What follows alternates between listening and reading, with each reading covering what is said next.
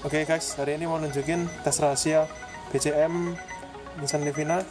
Pertama kita nyalakan, posisi on. Oke, indikator semua nyala ya. Dalam posisi on ini kita akan pencet ini 10 kali. 1, 2, 3, 4, 5, 6, 7, 8, 9, 10. Kemudian matikan mesin dan nyalakan kembali.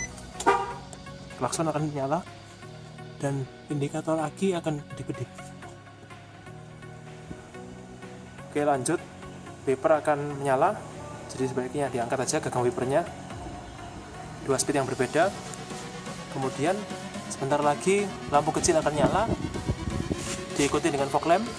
Sebentar lagi low beam akan nyala beserta high beamnya. Fog lamp akan mati.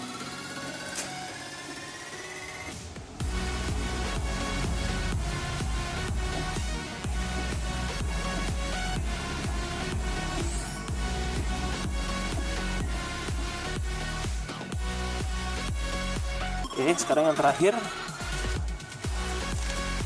cooling fan akan nyala pada 2 speed.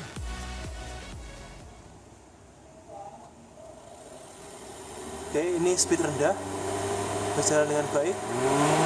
Ini speed yang tinggi.